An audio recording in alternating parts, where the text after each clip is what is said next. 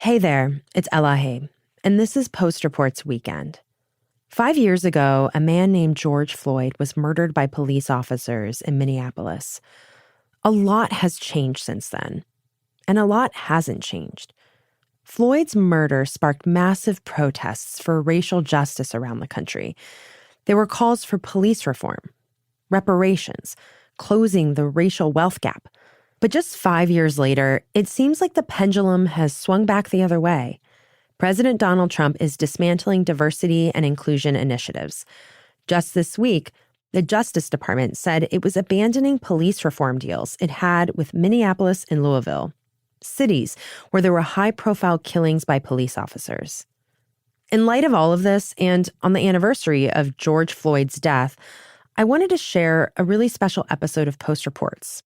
It was made in the fall of 2020, and it's called The Life of George Floyd. My co-host Martine Powers and our colleagues here at The Post looked at who George Floyd actually was. His name had become synonymous with the movement, but he was also a person, and his story can tell us a lot about being Black in America. I hope you find this episode as revealing and moving as I did. I just want to say, man, that I got my shortcomings and my flaws, and I ain't better than nobody else. But, man, the shootings is going on, man. I don't care what hood you from, man, where you at, man. I love you and God love you, man. Put them guns down, man. That ain't what it is, you know. God bless, man, and y'all hold y'all head up, man. You got parents out here sending plates, man, trying to bury their kids, man. Think about it, man. Love y'all. When I heard this recording of George Floyd a couple weeks ago, I realized that it was actually the first time that I'd ever heard his voice. I mean, not his voice in the awful video that captured his death, but just him talking in a regular way. George Floyd! George Floyd! And of course, I've heard his name so many times, chanted at so many protests over the last 4 months, and I've seen his face everywhere. But I haven't actually heard him.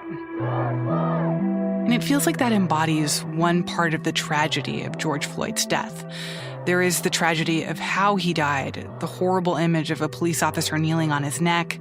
There's the tragedy of what his death represents. So many other unarmed Black Americans killed by police, and the system of racial injustice that allows it to happen.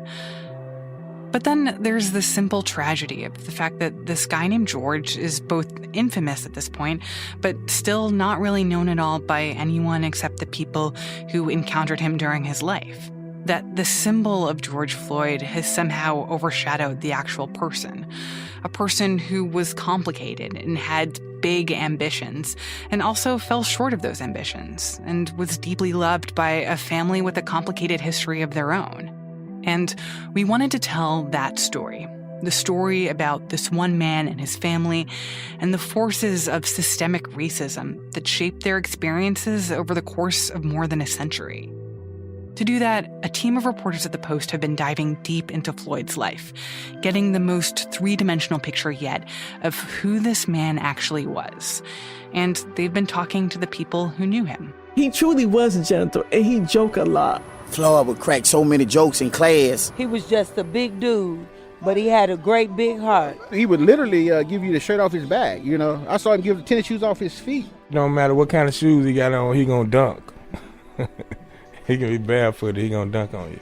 He led me, and now I'm who I am today because of him. When you start to piece together all these memories, you get a fuller picture of who this man was. But you also get a fuller understanding of why his story has mattered to so many people. One of the reasons George Floyd has become a rallying cry across the country for racial justice protests is not because his experience was so unique, but in part because his experience and the experience of his family are so common. That's reporter Tolu Olurinipa. If you ask the question, why did George Floyd come into the world poor? Why are millions of other people who look like George Floyd poor? White families have 10 times the wealth of the typical Black family. And that is something that, according to scholars, has been built up over time.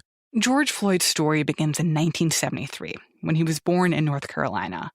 But to answer that question of why he was born poor, you have to go a lot further back. My name is Angela Harrelson. I live in Minneapolis, Minnesota. I am George Floyd's aunt. His mother is my sister. Floyd's family had spent more than a century in North Carolina. Well, my great-grandmother name was Larcenia Stewart, and that is who George Floyd's mother is named after, Larcenia Floyd. And Larcenia was married to my great-grandfather, whose name is Hilary Thomas Stewart. Now, Hilary Thomas Stewart, he was born a slave, and he did not become a free man and get his free papers until he was 8 years old. The arc of Floyd's family is so similar to that of so many Americans. They were formerly enslaved people who became free after the Civil War, and they were left to try to figure out how to build a life and a future. After the Civil War, he started working on the farms, the tobacco farms of North Carolina. By the time my great-grandfather got to age of 21, he bought his first property. And he accumulated over 500 acres of land. And my great aunt Minnie, she's passed away now, she said that my grandfather did pretty well in that time. They used to call them the rich niggers. That's what they referred to our family was. But shortly after he became successful, he lost all of that land to white settlers. What I hear, the land was stolen from him. The story was he couldn't read and write. Through deception and fraud of the white officials, taxes and things, he didn't have a chance. He did not have a chance. He was not literate. Back in the 1800s, it was not legal for African Americans to learn how to read, especially during the slavery period. And he was not able to fight back in the courts. Who are you going to fight? You complain to people, they just take the land away. So all the land was stolen. So that legacy is gone. Obviously, none of this is surprising per se, but when you talk about the idea of, his family had 500 acres of land, like that's a lot. That's a real form of wealth. And the idea that it could just be like snapped away from them and snapped away from their descendants is just, it's really galling to wrap your head around. Yeah, it is pretty galling, and it was not a unique experience for, successful farmers who were African American to find their wealth targeted by those who did not want to see them doing well. Well, a lot of Black people own a lot of land. People don't realize that. They own a lot of land that they work for. But because they could not fight the white power, they didn't have a chance in hell keeping it back then. Who are you going to run to?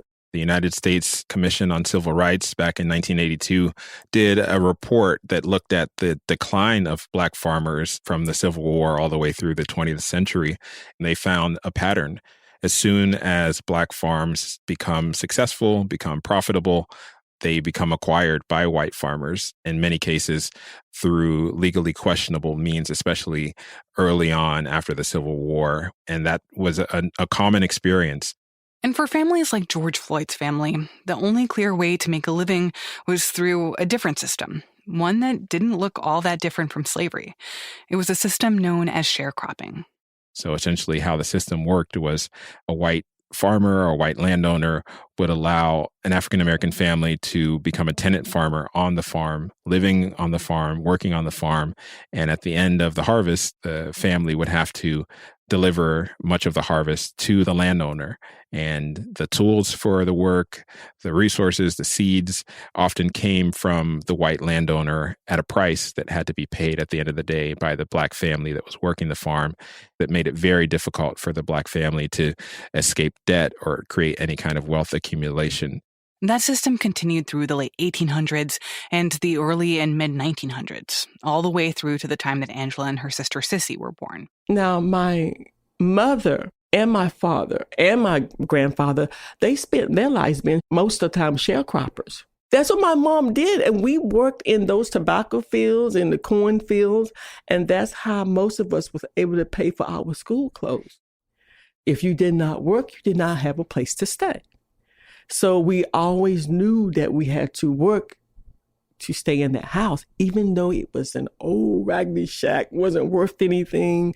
We had the outhouse. We had a little electricity, but that's all that we had. That's all that we knew. They were able to work the land, but they had to share the harvest with the landowner. And anytime there was a dispute, or if the landowner decided to change their wages or change the rules, they didn't really have much legal recourse. And we were cheated a lot of the times. There was one time that they thought they would do my father a favor and let us have some extra tobacco to help the family throughout the year. So my father said, you know what? They gave us, this is extra money, so we're going to work really hard. Well, guess what they did? My brother later told me they set the tobacco barn on fire. Our tobacco that we put in extra, it was set on fire, and the sharecropper owner got the insurance money for it. So we were out again.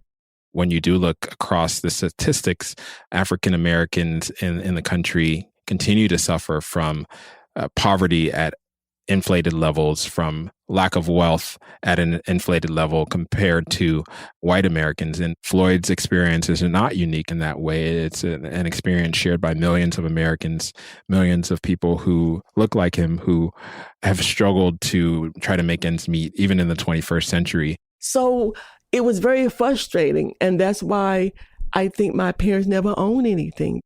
It's not like our family didn't try, because our great-grandfather, Hillary Thomas Sr., he did try. But here's the thing.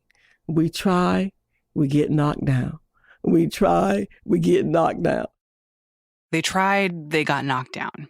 That was the story of the Floyd family experience in the Jim Crow South. That's what made it nearly impossible for them to buy a home. Do you know we didn't have any money for a down payment? None of us never even heard of a down payment back in those days, you know. That's what confirmed to them again and again that they were, in fact, second-class citizens. I grew up with the mindset, okay, you don't enter a white person front door. You always had to go in the back door. And trying and getting knocked down, that was basically the story of George Floyd's grandmother's attempts to get her children a quality education. My mother was so determined because she wanted more than anything for all her kids to graduate with a high school diploma, because she never did. So her vision for us was getting a high school diploma. But that vision was difficult to achieve, even as late as the 1970s, right around the time that George Floyd was born, when schools in North Carolina were supposed to be desegregated. People were getting used to the idea still. There were school teachers that said before they teach a black person, they will quit. And they did. And it wasn't just like an inconvenience for George Floyd's mom and aunts and uncles. It was this constant trauma from racism, this low hum of fear and wariness that could get triggered by something as simple as waiting for the school bus. There was one incident in the 70s that they wouldn't let us ride that school bus. One particular day we walked and the school bus passed us by. And it had signs up there saying, this is the white train, not the soul train. And we're like, well, I guess we got to turn around and go back. The school bus saga was actually a long, drawn-out thing that paints a pretty clear picture of what it was like to be a black kid in North Carolina at the time, and how George Floyd's family tried to rise to meet that racism. But back then, it was the worst thing, because when we finally did get a chance to ride the school bus, they threw trash at us, they called us names, and the worst thing, they would not let us sit down. They took their feet and put their feet in the empty seats so we couldn't sit down. And the meanest thing was that bus driver, he would drive around those curves as fast as he could. And you know why he did that? So we could fall and lean on them. Me and my twin sister held on for dear life. But my friend James Rowe, he accidentally fell. It was just a little bit. He couldn't help it. And that guy stood up and he took his hand and just hit him as hard as he could. You could even see the print. There was a student and the bus driver were laughing. And I froze and I was scared. Tears ran down poor James' eyes. We were scared to death. And so we told our mother about it, and she said, you guys just going to have to fight. And we're like, how are we going to win? And see, my mother's attitude was that you're going to graduate. But that day came that we had to get on that bus. And my mother walked with us to make sure we got on that bus. So we couldn't go back. So anyway, and I remember looking back and she had her hands on her, nodding her head. I'm like, oh my God. So the only way to go was forward.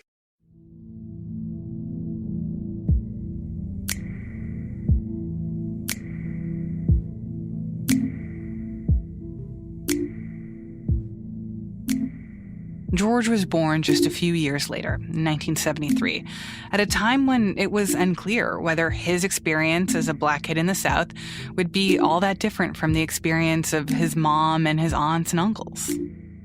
See, they lived with us on and off a little bit, because when I was about like 16, George was probably like 4 or 5, I'm thinking. So he was running around there with no shirt on, just mischievous, and he would always around his mom. He was a mama's boy, to be honest, but he was the cutest thing.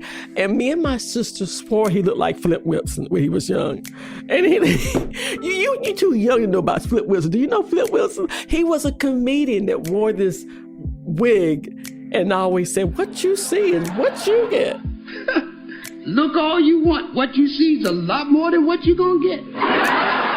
You know what I'm saying? And we just tease Perry, what you see is what you get. He didn't know what we were talking about, but he would imitate it. What you see is what you get. It was so funny. So anyway, but Sissy she was the life of the party, because she was so sweet. She ended up meeting a young man, and that's how they moved to Houston. In 1977, Sissy Floyd moved George and her other children to Houston. She wanted to put the tobacco fields behind her, start a new life in Texas. But the fact that her parents were poor and her grandparents were poor meant that she was poor too. And when she arrived in Houston, the most obvious place for a poor woman with 3 children to find housing was CUNY Homes. CUNY Homes is a housing project sort of smack dab in the middle of 3rd Ward. It's what once was one of the poorest communities in Houston. Now it's rapidly gentrifying. That's reporter Aralise Hernandez, who picks up the story of George Floyd's life in Texas. Around the time that CUNY Homes was built, around a half century ago, it was built primarily for, low-income workers who were part of the industries at the time, railroad workers and other types of low-income industries.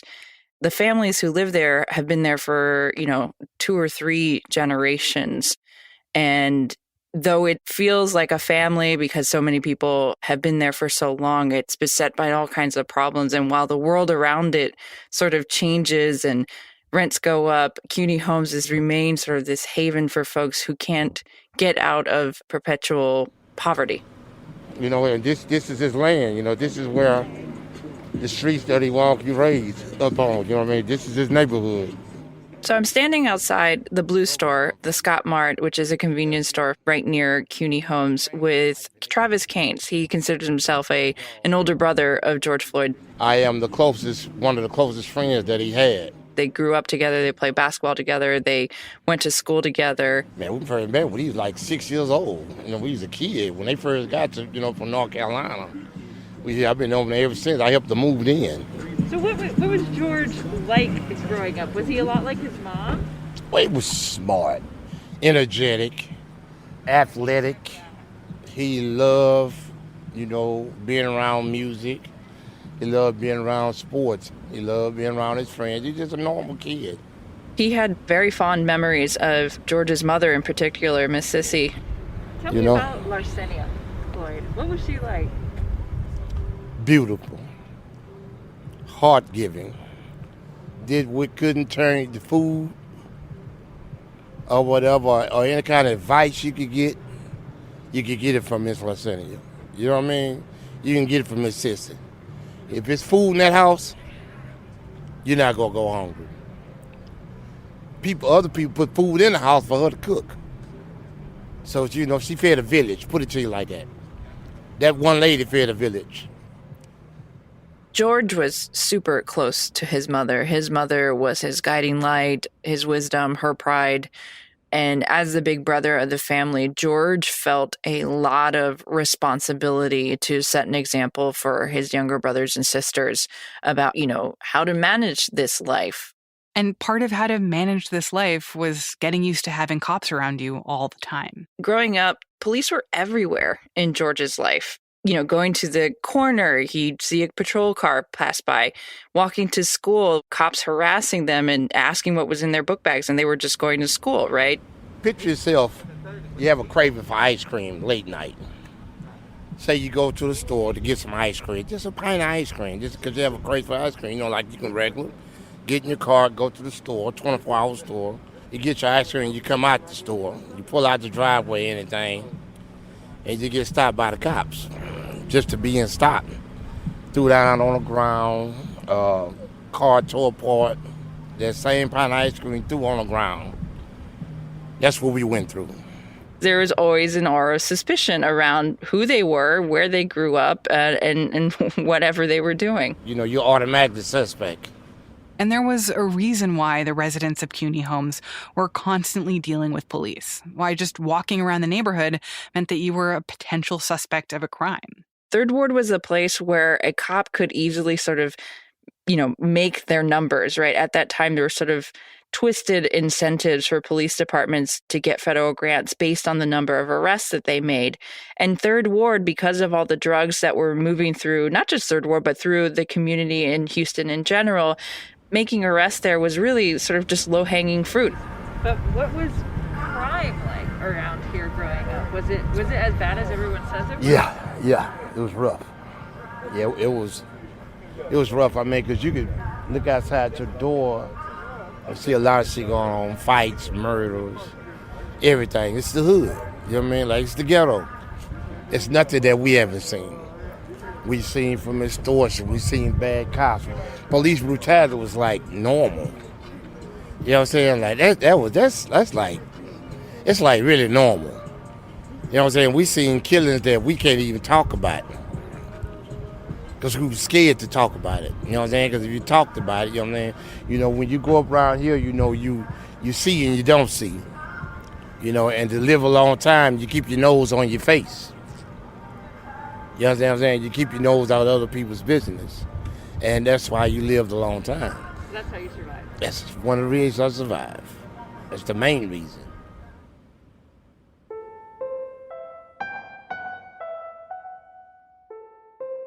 George at this time was sort of a driven young man.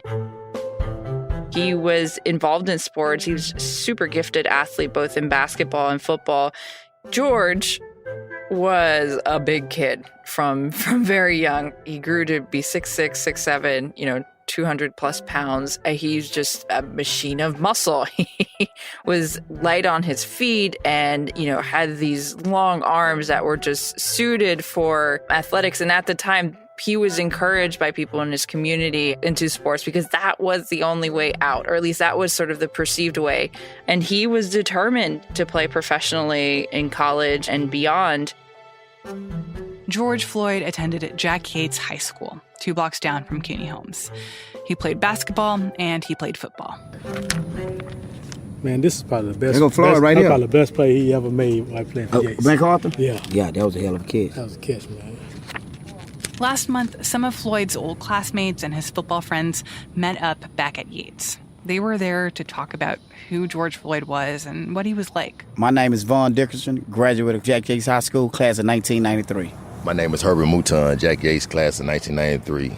My name is Jonathan Veal, class of 1993. My name is Gerald Moore, friend of George Floyd, class of 93, Jack Yates Senior High School.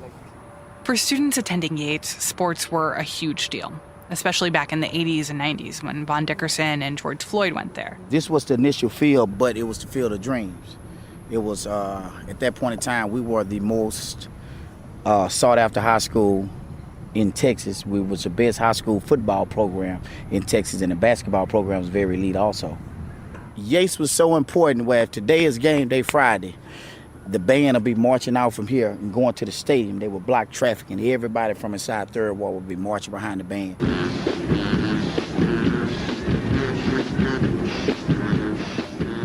So when everybody hear the band, all the Third Ward will come out and just follow the band. And they'll march down that street and they'll go into the stadium. And then the football players will come out and they'll walk. They were able to walk. And it was just like being in the Hall of Fame at that time. It was like, wow. And we were freshmen. We were like, man, that's us. It's us. They call it Marching Motion, a halftime marching band of Jack Yates High School in Houston. But for the record, when George Floyd got to Yates, what he really wanted to do was play basketball. Well, we all thought it was basketball because we love basketball. But he had to play football. Because they weren't going to let you walk this hallway and be 6'6" and think you just finna go play basketball. So back then, Coach McGowan, he used to be so hands-on and so into the program that if you looked like you could play football, you had to come out here and put some pads on. If you could play, you had to play. It wasn't no alternatives. The level of intensity was so great, it made me nervous and it scared me. I came to practice in the summertime and I saw all the dudes out here and I didn't show up for another week. Just for context, this is Gerald Moore. Sideline is Moore, cuts back inside, and he's going to have another distance drive. Like former NFL running back Gerald Moore. It was hell. It's hot. You don't want to be out here. Coaches riding you. And you don't forget, you with the best of the best. We had a lot of guys go pro. You dealing with Division I guys. So every day it's like pit bulls. You're going at it. You're going at it. You're going at it. You know, Floyd not being a really aggressive guy. And he had to play tight end and defensive end. And defensive end. So he played both ways. It was only nice. He didn't want to play it, but... So he was kind of forced into... He's kind of forced... on defense. It was too physical for him. Yeah. He gave a level of stability. You had to pay attention to him. He's the biggest guy on the field. So even if he didn't get the ball, he was a threat because he was so big. They used to call him Tree Branch. The opposing team would call him Tree Branch and tease him and say, watch out for Tree Branch, watch out for Tree Branch. So, because his arms were so long. And he would do his best, but blocking is just not his game. Floyd didn't like to block. He's a basketball player. So the tight end, we run a play, it's called 14. And it's a play where I get the ball on a dive play. Floyd is supposed to release outside and block the strong safety. He never really made it to block the strong safety, and I would always have to either run over the strong safety or make the strong safety miss. But I would notice every time I would score a touchdown, George would be in the end zone before I got there almost every time. And I was like, is he down here getting blocks or what is he doing? So after a couple of games, I noticed it kept happening. And I'm like, I said, what's going on? And he said, well, you scoring touchdowns, I want to be in the paper too. Every week, there would be a photo in the Chronicle or the Post at that time of whoever scoring touchdowns. So he wanted to get in the end zone to be able to get in the photo too. So he would always be there with his hands raised. He would be running on the side of me. I was like, okay, well, I guess that makes sense. Yates was a legendary place to play football. But the reality was that they often played schools from wealthier communities that had a lot more money. So football became a way to kind of stick it to them, a place to even the playing field. For us, at that time, coming out the ghetto and... When the playoffs hit, Coach McGowan used to always tell her, hey guys, it's the rich against the poor. Yeah. It's the rich against the poor. Was that a motivator? Yeah. Yes. Yeah, it is. Yeah, it is. The rich against the poor. Now that I'm older, I can see this school was an outlet for us. I was just about to say, get away from your reality. Right. When Floyd went home, you got to realize Floyd is going into the projects. You have to think about where Floyd came from. Floyd was in survival mode. You know, Floyd was carrying a lot. He had a poor family, a single mother household. It's 7, 8 people in the house. I know it was days Floyd went home, they probably ain't had no food or nothing. But he never complained. He never showed it. I know it was days he came to school with no lunch money. Yeah. You know, he never complained. He never showed it. He was out here every day running, practicing like it was nothing wrong. You know, but we know because we go to the house and we know we pour him like, man. And as much as everyone remembers George Floyd being a smart, hardworking kid, under the circumstances, it could feel inevitable that school would take a backseat to sports because it had to. Our goal was just to pass and get on the football field. And I back then, for a young black male, and it's sad to say, our way out was sports, Other than that, it was drugs. To us, it wasn't no other way out the ghetto. It wasn't no other ticket out. You idolized the drug dealers when you stepped off the counter because they had the Cadillacs, the cars, the jewelry, and you're like, wow, man. And then, because you didn't have nothing, then when you get here, it's sports.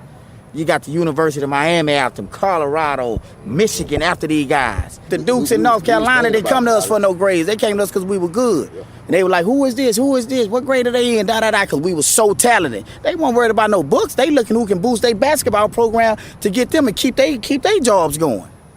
So this was the gamble. If you were a tall, athletic black kid in the 3rd Ward in the 90s, you poured your focus and your ambition into sports because people told you you were good at it. They told you you were made for it, and they told you that it was the only way out. But if you didn't turn out to be that lucky star recruit, you were left struggling to even pass the test to graduate. It was people who had 2.8, 2.9 GPA, but they just couldn't pass the test. And Floyd got caught up in that boat. We all graduated, and then he was like, man, I'm going back, I'm going to pass it, etc. And he ended up getting it and going to South Florida.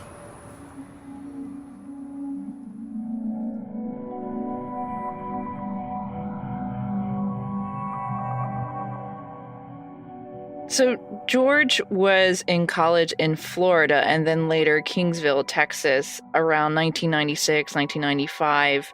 He wasn't having much success in the college courses that he was taking or in athletics in the field. He just wasn't getting the opportunities that he had hoped for. Drawn back to Houston, maybe like a couple months after he arrived back in Houston in 1997, he got his first felony conviction for cocaine delivery, selling drugs. Tiny amount, less than a gram. But this state jail felony essentially put him in a position where he served 10 months for that. It was initially designed to put him in a local, sort of county jail or a jail that was close to home and provide some kind of rehabilitation services.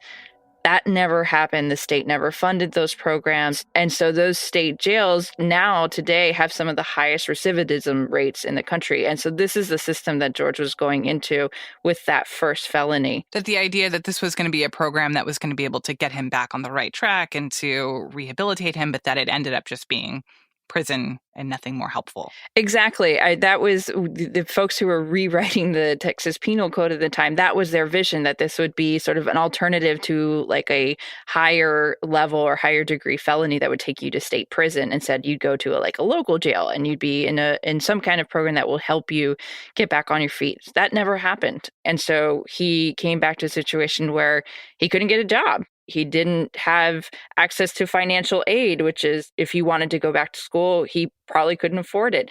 He had court fees to pay for that would accumulate over time.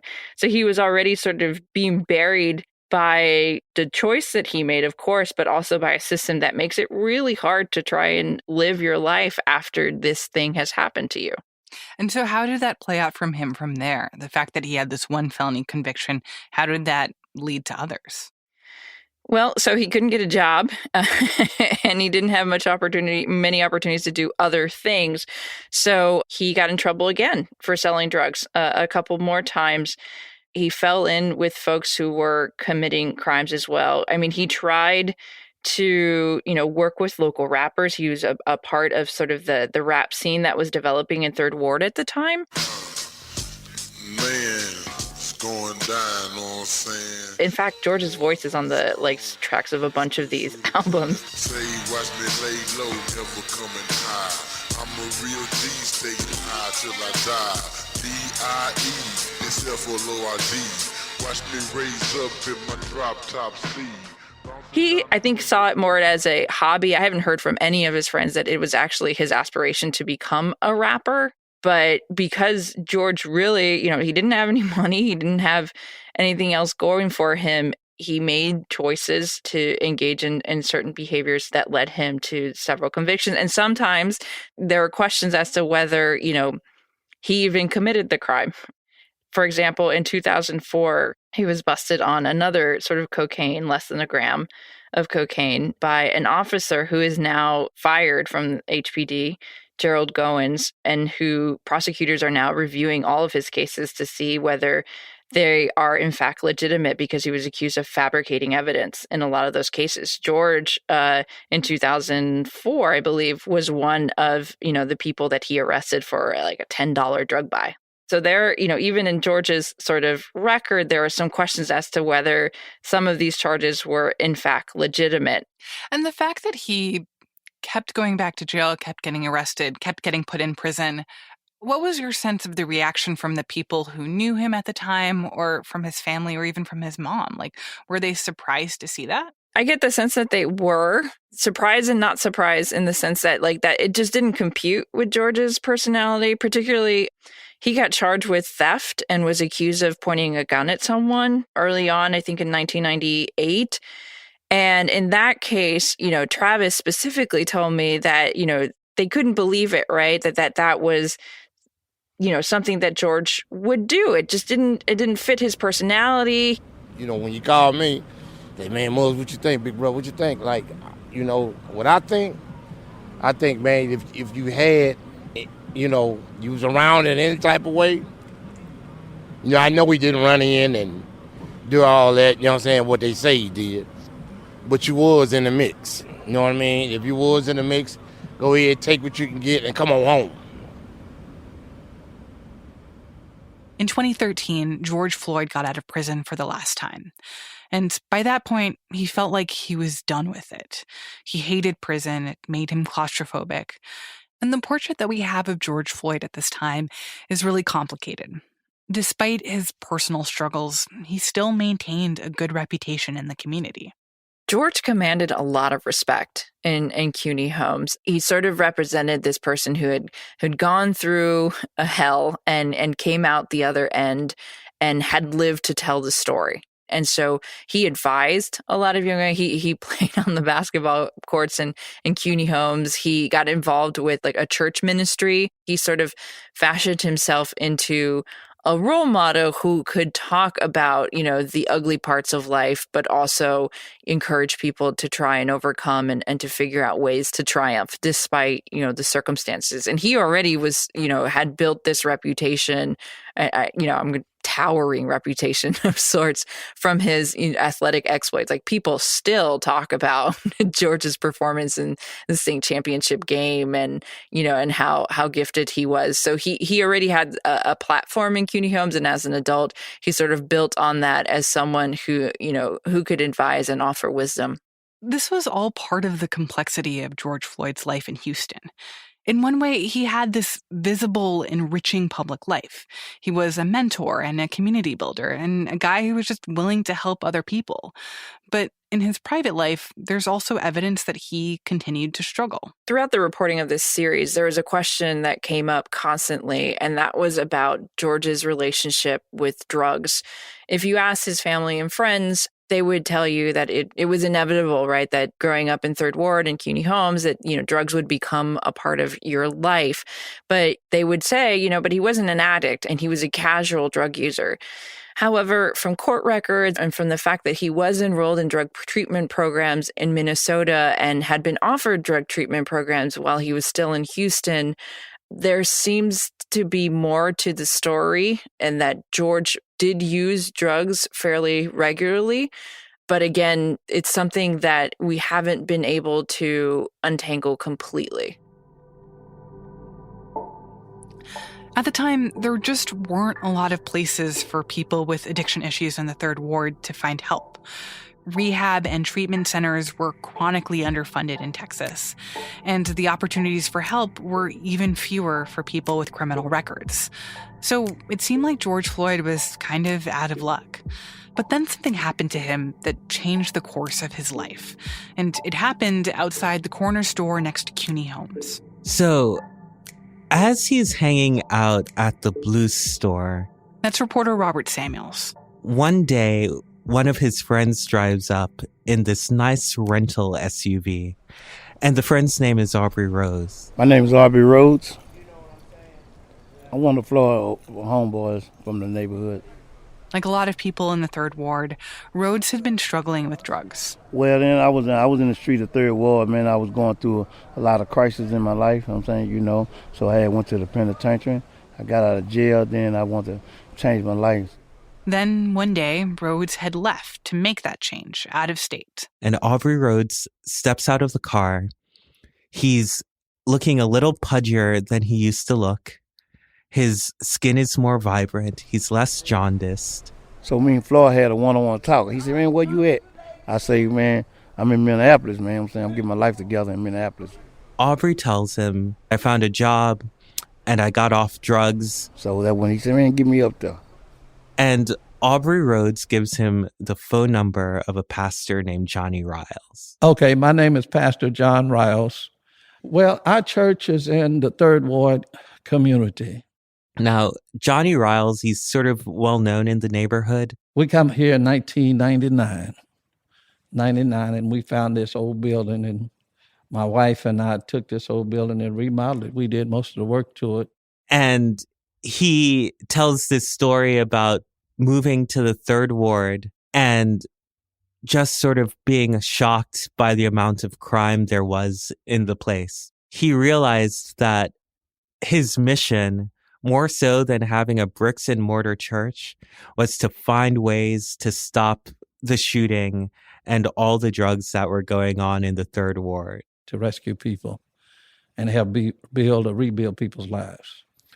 Most of the people that we service here in this area are people that have great need. There was a lot of high school dropouts, people that were on drugs and alcohol, people coming out of prisons. There was a lot of homeless people, and still are, that needed help. And so he starts trying to hook up people from the Third Ward with different rehabilitation services so they could lead healthier and more productive lives. And that's where we started our ministry of partnering with people all over the United States. Minneapolis is just one of the locations that we found partners. So one day, George Floyd comes and meets Johnny Riles in his church. And when we met him, he was a very delightful guy. He's very respectful, especially to me as a minister. Had a strong desire for change. And Pastor Riles, he has an intake form. And they start going over certain questions. His history with drug use, his history with the criminal justice system, his work history, his education. Pastor Riles concludes that George Floyd doesn't need a simple fix. I thought that George, and he wanted a change. He wanted to change environment, clean slate, a new start, fresh start, new beginning. He suggests that George Floyd leave Houston and go to a 9-month program at the Salvation Army in Minneapolis. That's pretty all-encompassing. It teaches work skills. It has some rehabilitation services. It teaches life practices. Minneapolis, that city has a heart for people. It really has the heart to help people rebuild their lives. I mean, they're willing to invest their resources in folks. And what's your sense of how George Floyd was feeling as he was facing the prospect of moving to a completely different part of the country where he didn't really know anyone to kind of start a new life? So from what his friends and family say, George Floyd had a typical reaction whenever a big change in your life is looming. There's a part of you wake up one day that says, yes, I want to do this. And then you wake up another day and you say, but this is such a big change. And then something happens in the world and it gives George Floyd inspiration. You know the matchup by now for Super Bowl 51, the New England Patriots and the Atlanta Falcons. The Super Bowl is played in Houston. And the next year, we are pleased to announce that Super Bowl 52 in 2018 will be played in Minnesota. And so George Floyd concludes that he's going to follow the Super Bowl. So the Sunday after the Super Bowl in Houston, he gets on a bus and he goes to Minneapolis.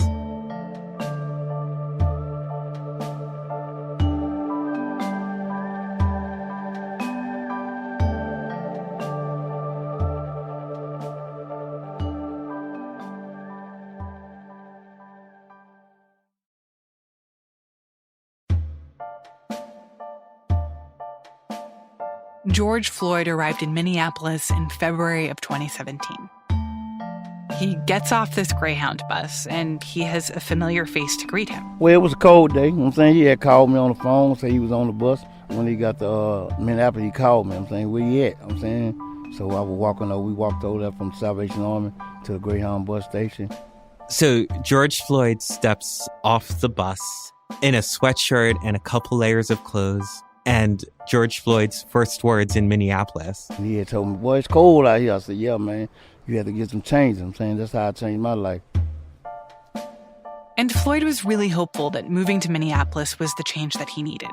But that change didn't end up coming from the program that his pastor had found at the Salvation Army. Once we took him over there, he didn't like that program. Then I said, man, I got another spot, man. You want this is a good spot for you, man. Instead, Floyd started to hear about this other program, one that was tailored to people like him. The name of the program is Turning Point. And that program is geared specifically for African Americans to help heal African Americans, and more specifically, African American men. This program specifically speaks to Black history and culture. They talk about systemic racism and how that affects the ability of Black people to recover and heal. They talk about stuff like segregated housing and microaggressions and how that can affect your health. They take a toll on our physical selves. They raise cortisol levels due to the increase in stress. And those raised levels and heightened levels of inflammation make Black people more susceptible to things like diabetes and hypertension and heart disease, two of the three things that George Floyd had. Racism makes you sick. And what makes it worse is that services like Turning Point that address racism specifically are hard to find and chronically underfunded. A major way that you can see this is in how the federal government has reacted to public health crises. In the last 40 years, there have been two drug epidemics in this country, the crack epidemic in the 80s and the opioid epidemic that's unfolding now. The crack epidemic predominantly affected Black communities. And when it came to federal dollars for things like drug treatment, prevention, and education, it elicited virtually no funding from Congress. Compare that against the opioid crisis, which also affected white people. That has received billions in funding for those same services. And so what that meant was that there was less of an incentive for psychiatrists, for mental health professionals, for public health experts, for research to actually delve into ways to treat Black people who show mental health issues and show substance abuse issues. So George Floyd landed in one of the few treatment centers specifically geared toward Black people. And it was there that he started opening up. He talked about how disappointed he was that he never became a professional athlete. He was now in his 40s with children of his own, looking for answers and a sense of purpose. And if sports were not going to define his future, what would? So when George Floyd leaves Turning Point, things start going pretty well for him, and he's excited about his progress. He gets a job, a security job at the Salvation Army. He gets another one at this Latin nightclub called Conga. The owner of Conga owns rental properties around Minneapolis, and he rents to George Floyd this really nice townhome in a really Tony part of town.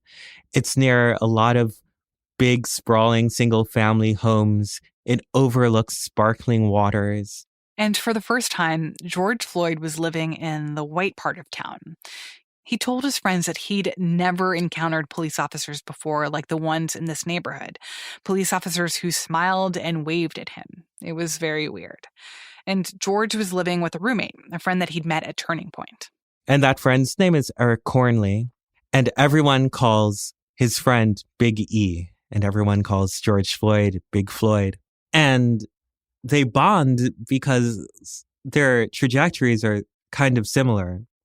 They're both two large Black dudes, hence Big Floyd and Big E. They bond over the fact that they both played sports and had some time in college. they both came from another place to Minneapolis to heal. And so their friendship was based on the idea that they were on this similar journey together, that there were two large Black guys who moved to a incredibly white state to learn how to become better Black men.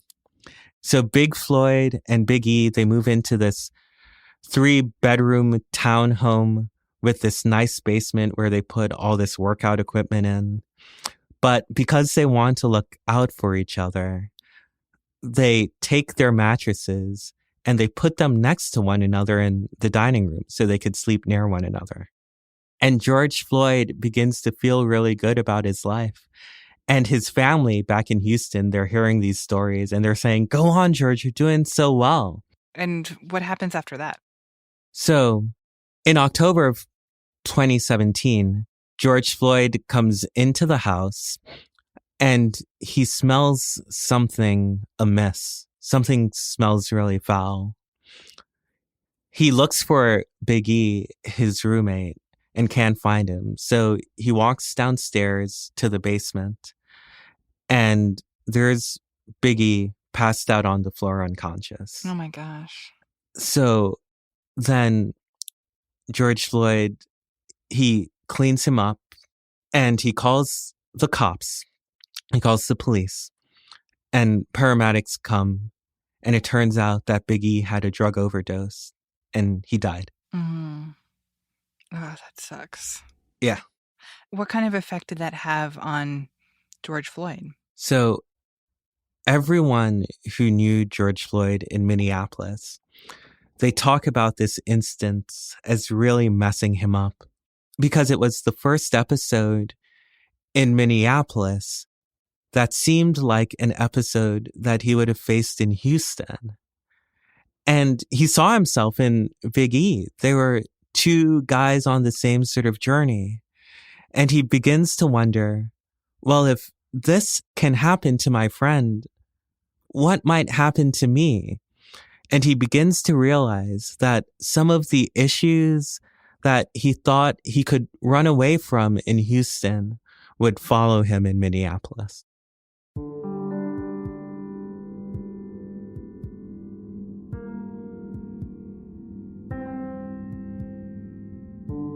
So how did life continue on for him from that point? I mean, it sounds like he was on a positive trajectory and then not so much. He continues at this job where he's very well respected. He gets a girlfriend who he becomes really close with. He finds 2 new roommates who try to make the place more tranquil by putting up African art everywhere.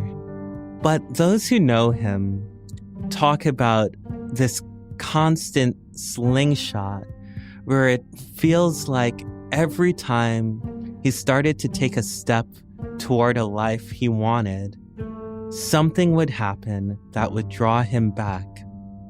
And he had to try and find a sense of fortitude to continue going. For example, he begins to dream about becoming a truck driver. His brother's a truck driver. It's a very popular job in Texas. And he thinks it could allow him to get some financial freedom to help improve his life, but also improve the life of his family back home. So he tries to take the tests for the permit. Then he can't get the permit at first because he owes fees back in Texas that prohibit him from getting a license. Then he can't complete all the training to get the full commercial driver's license because he has to work. And he can't find a regular 9-to-5 job that would allow him to work and then go to get this trucking license because of his arrest record. And his friends say the only jobs that would give George Floyd a chance are the jobs that looked at his big, intimidating stature and said, yes, that's the type of person I want, a big Black man. So basically being a bouncer. Yeah. So he found jobs as a bodyguard. He found jobs lifting heavy things. He found jobs intimidating people and kicking them out of nightclubs. But he couldn't find a steady 9-to-5 job. And because those jobs worked at night, he was really tired in the day, which precluded his ability to be able to get that CDL. Now, the other thing had to do with his own financial stability. He had some kids back home and he owed child support. And so even when he got these checks, they would be pretty paltry. And so he's spinning his wheels a lot to try and get his life together, to get some sort of sense of stability. But there are all these challenges that from his past that he can't fully move past. So about a half year after Big E dies, George Floyd gets a phone call and he hears his mother, Larsenia Sissy Floyd, has also died. And he felt more isolated and alone than he had ever felt before. And then there was also this economic toll that George Floyd, even though he lived in Minneapolis, he still kind of prided himself on being the man of that house in Houston. He was the oldest boy, and he was known to send money and clothes back home. And so George Floyd felt this real scramble to be able to get his finances together so he could not only build up his life, but provide some stability to the people back home who now had to take care and play a bigger role in raising these grandchildren that Sissy Floyd was raising. Now, his friends talk about that after his mother died, they saw another change in George Floyd. His new roommates talk about him just being in his room for hours and hours, instead of being downstairs on his plush couch watching ESPN on the big screen. And sometimes they'd hear him reciting these Bible verses to himself. And sometimes they just hear him cry. And his roommates would have to knock on the door and say, "George, you got to come out. You got to come eat." And so after George Floyd's mom dies, life doesn't get easier for him. He's consumed with trying to get the CDL.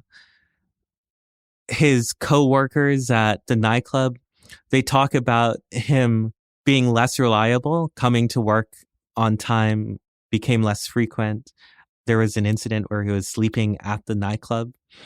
The owner says he was still one of the best workers, even though he started to slip a little bit.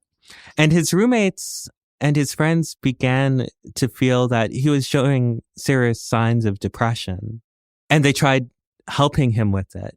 But they also knew something else, because a lot of them had gone through the program at Turning Point.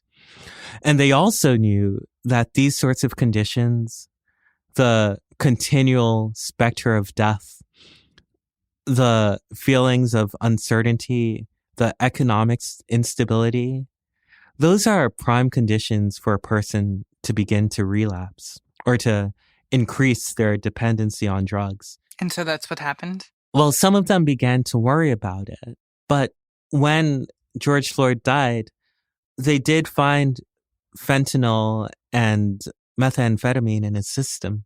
And the sad truth of it is that for the people who knew him, although no one will say they knew George Floyd to have a drug issue, they weren't surprised to see those things in his system, because the conditions of his life created a scenario in which a number of people, black, white, criminal record or not, would start to depend on opioids. And so he fell into a crisis, another crisis that was much larger than him. And that's where George Floyd was at in his life when, on Memorial Day, I see your hands. He went to Cup Foods, and a cashier thought that they noticed a counterfeit 20 and called police. Step out of the vehicle and step away from me, all right? Step out and face away. Step out and face Okay, away. Mr. Officer, please don't shoot me. Please, man. I'm not gonna shoot Please. you. Step out and face No, away. I'm looking you eye to eye, man. Please don't shoot me, man. I'm not shooting you, man. Please, man. I just lost my mom, man. Taking one out. Step out and face away. So sorry. Step out and face away. Please don't shoot me, Mr. Officer. The lawyers who are defending the police involved in George Floyd's killing, they say that Floyd died because of a drug overdose and that they needed to subdue him because he was acting erratically. Floyd's attorneys and his friends and loved ones find that allegation ridiculous. They say it didn't have much to do with his behavior because when George Floyd was confronted by the cops, he was respectful. He said, yes, sir, and no, sir. He asked them not to go into the police car because he was claustrophobic. But then there's also something that I think is really important. And this is the part that resonates with all of George Floyd's friends and so many Black people, and specifically Black men. We're taught that your body, your very presence, is so easily criminalized. And so you see these arguments, again, that are so familiar to Black people in this country, that aggressive steps needed to be taken to subdue this man. I'm being honest with you, is very exhausted because they come with you with this mentality that you're dangerous. You're already a criminal. You're already convicted.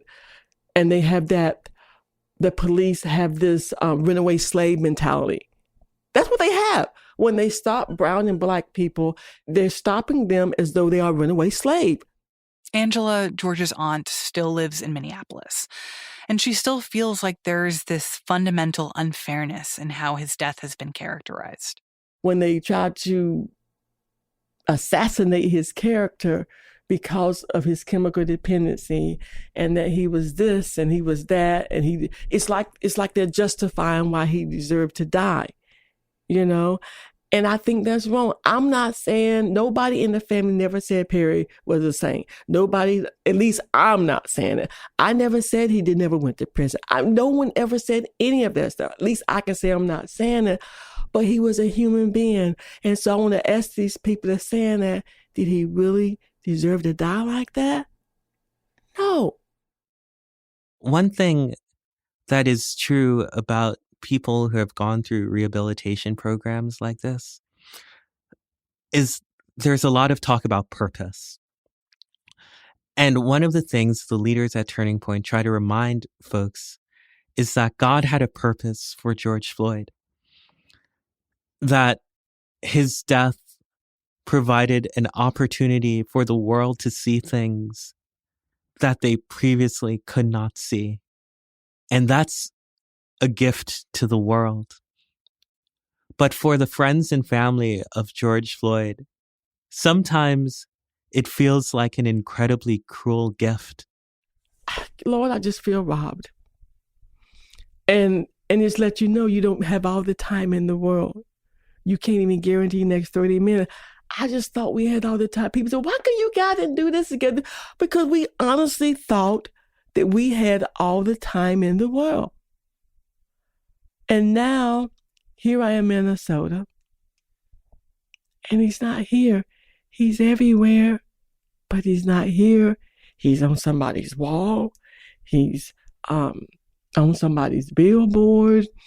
You know, he's in the newspaper, but he's not here.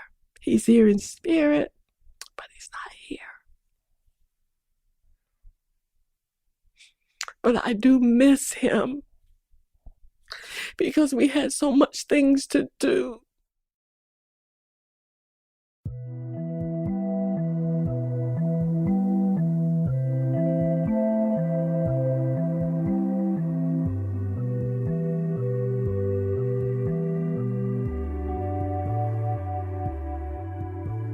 This episode was made possible by a huge team of reporters and editors here at The Post. Thanks to Aralise Hernandez, Tracy Jan, Laura Meckler, Tolu Olorunipa, Robert Samuels, Griff Whitty, and Cleve Wootson. This story was produced by Ted Muldoon and Lena Mohammed. Ted Muldoon also contributed reporting and wrote the music throughout. It was edited by Maggie Penman and me. And a very special thank you to the friends and family of George Floyd for being so generous with their time and their memories. This episode is part of a project called George Floyd's America. To read more of the reporting and to see photos and video from George Floyd's family and community, find a link in our show notes and at postreports.com.